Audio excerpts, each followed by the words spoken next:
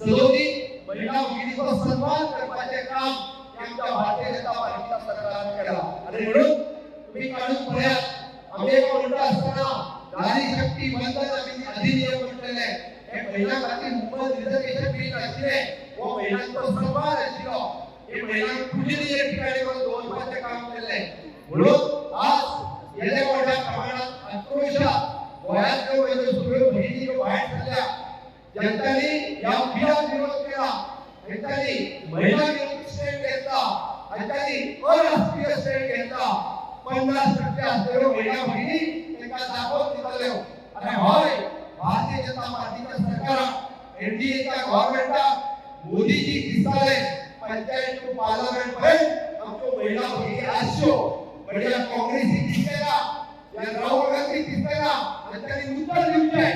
त्यांनी सांगते की महिलांचा अपमान किया केला जातो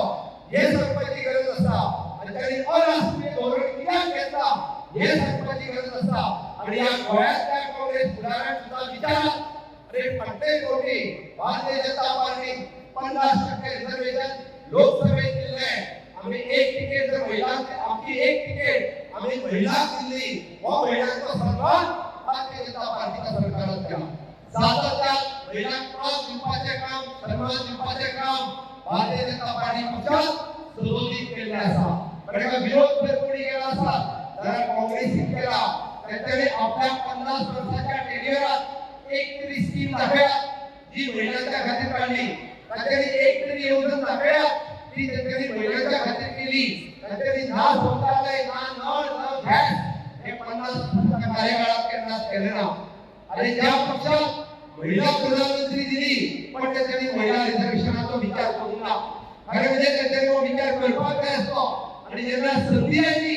मोदीजी त्यांना सांगले